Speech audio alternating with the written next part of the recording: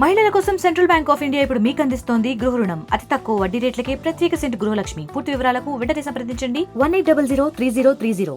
అన్ని కులాలు అన్ని మతాలు వారు ఆరాధించే ఆరాధ్య దైవం వెంకటేశ్వర స్వామి సన్నిధిలో ప్రతి ఒక్కరు కూడా పవిత్రంగా భావించేటువంటి ప్రసాదాన్ని, లడ్డూ ప్రసాదాన్ని అపవిత్రంగా తయారు చేసినటువంటి గత ప్రభుత్వ పాలకులను అందరూ కూడా ప్రశ్నిస్తూ ఉంటే వారు మాత్రం జరిగిన తప్పుని ఒప్పుకోకుండా డైవర్షన్ పాలిటిక్స్ అంటూ వాళ్ళు డైవర్షన్ పాలిటిక్స్ చేస్తూ ప్రజలను మభ్యపెట్టాలని చూస్తూ ఉన్నారు.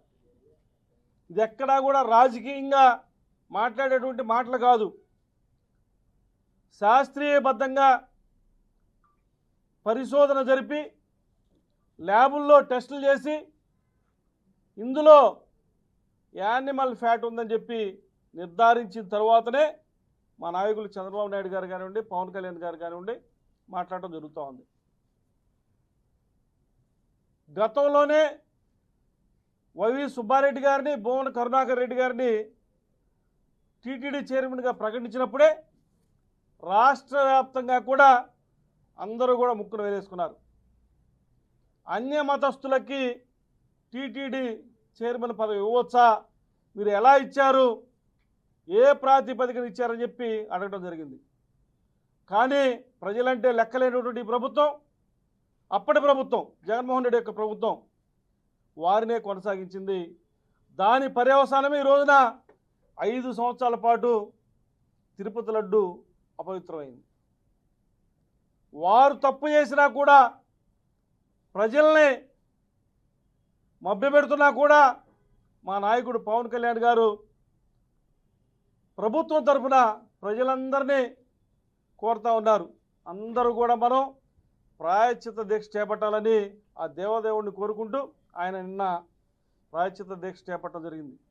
అంటే ఒక తప్పు జరిగింది, తెలుసో తెలియకో తప్పు జరిగింది, మనకు తెలియదు. ఆ రోజున గత ప్రభుత్వంలో ఉన్న జగన్మోహన్ రెడ్డి ప్రభుత్వంలో ఉన్నటువంటి ప్రతి అధికారికి, ప్రతి టీటీడీ బోర్డు మెంబర్కి, ప్రతి ఆ రోజు ఉన్నటువంటి చైర్మన్కి జగన్మోహన్ రెడ్డి మంత్రులతో సహా అందరికీ తెలిసిన విషయం. వారు చేసిన తప్పులకి మనం ఈ రోజున ప్రాయశ్చిత్త దీక్ష చేసి దేవదేవుడిని వేడుకుంటున్నాం. ఆ తప్పును క్షమించమని ప్రజలందరి తరఫున చెప్పి ఆయన ఒక దీక్ష చేపట్టాం.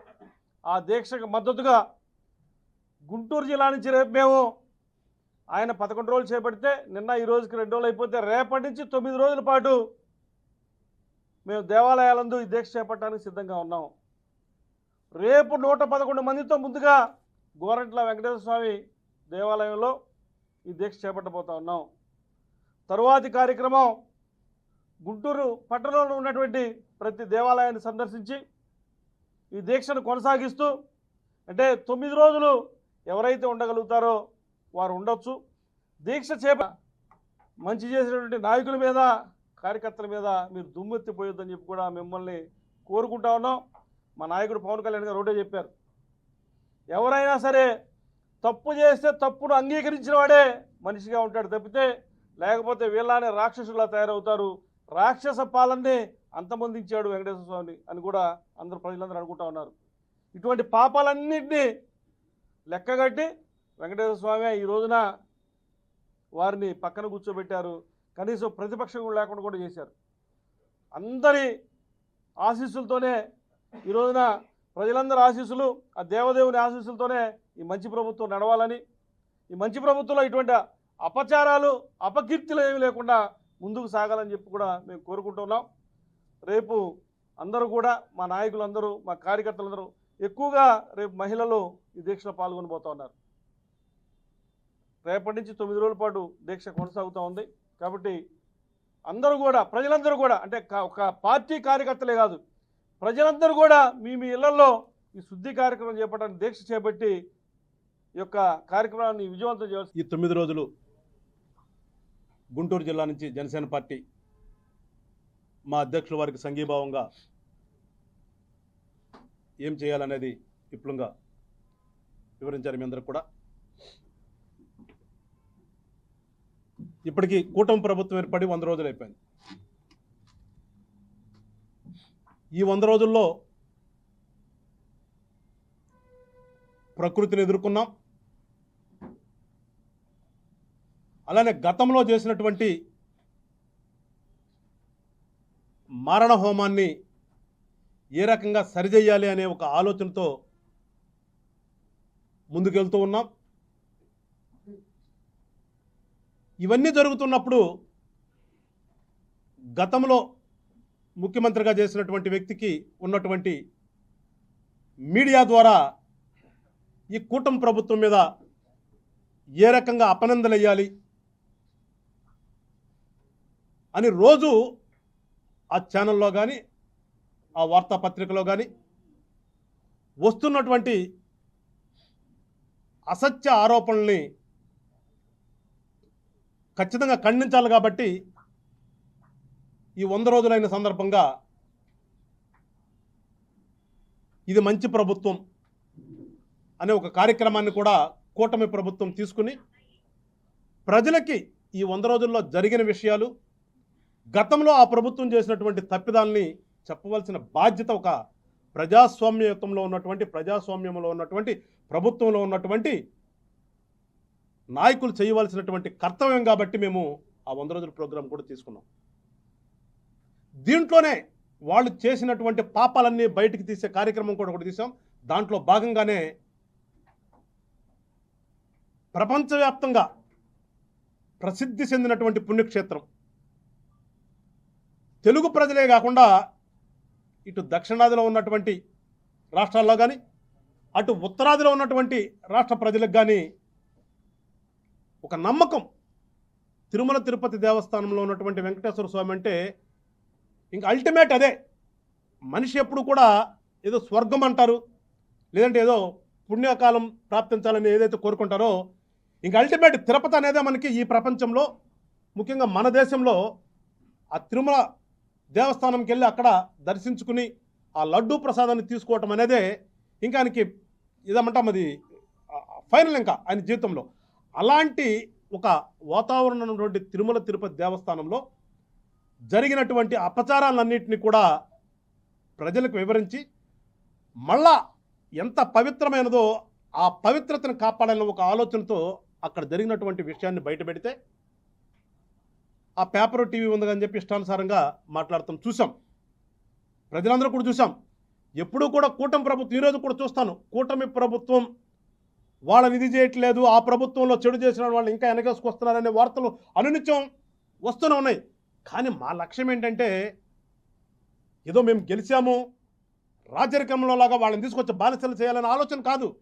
ఇది ప్రజాస్వామ్యంలో ఉన్నాం, ప్రజాస్వామ్యంలో గెలిచిన తర్వాత మేము ప్రజలకు మంచి చేస్తూ గతంలో జరిగినటువంటి తప్పిదాలని సరిచేయాలి, అది ప్రజాస్వామ్యం.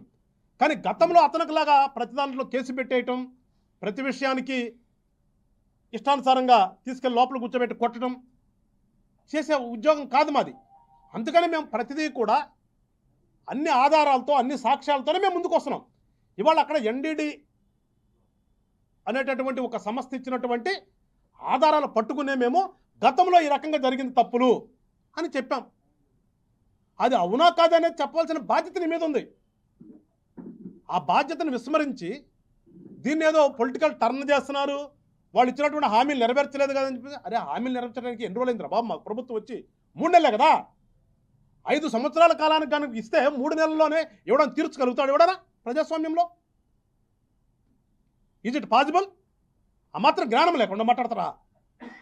అది కాదు కదా మాట్లాడాల్సింది. మీరు 3 నెలలకే డైవర్ట్ చేయాల్సిన అవసరం మాకేంటి? మాకు ఎక్కడైనా ప్రజలు వచ్చారా రోడ్డు మీదకి? ఎవరైనా లేదు. మీ నాయకులు ఎవడన్నా వచ్చి రోడ్డు మీదకి వచ్చి చెప్పే నాయకుడు ఎవడు ఉన్నాడు నీ దగ్గర?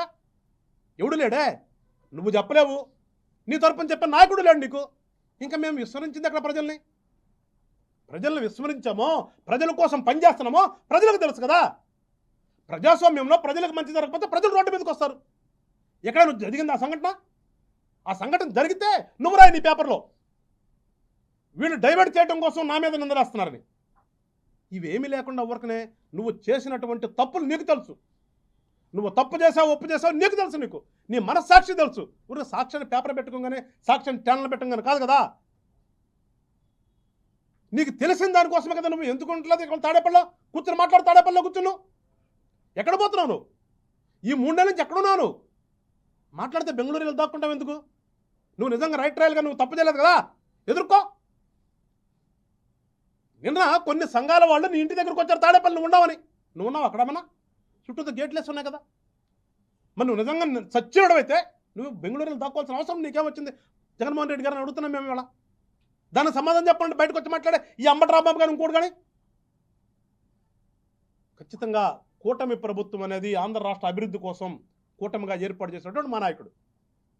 ఈ 100 రోజుల్లో ఎన్ని మంచి చేశామో ప్రజలు తెలుసు, నీకు తెలియాల్సిన అవసరం లేదు. నువ్వు నిర్వీర్యం చేసినటువంటి పంచాయతీ వ్యవస్థని మళ్ళా గాడిలో పెట్టిన నాయకుడు పవన్ కళ్యాణ్ గారు. వరదలు వచ్చి అన్ని పంచాయతీలు ఇబ్బంది పడుతుంటే నువ్వు నాశనం చేసినటువంటి బడ్జెట్ని కొన్ని లక్షల కోట్లు నువ్వు అప్పులు చేసి వెళ్తే బడ్జెట్లో డబ్బులు లేకపోతే ఆయన సంపాదించినటువంటి సంపదనిచ్చి 400 పంచాయతీల్ని ఇమీడియట్గా మీరు బాగు చేసుకోండి అని చెప్పినటువంటి నాయకుడు పవన్ కళ్యాణ్ గారు. మరిన్ని వీడియోస్ కోసం ఛానల్ ని సబ్స్క్రైబ్ చేయండి, లేటెస్ట్ అప్డేట్స్ కోసం వాట్సాప్ ఛానల్ ని ఫాలో చేయండి అండ్ లింక్ డిస్క్రిప్షన్ లో ఉంది.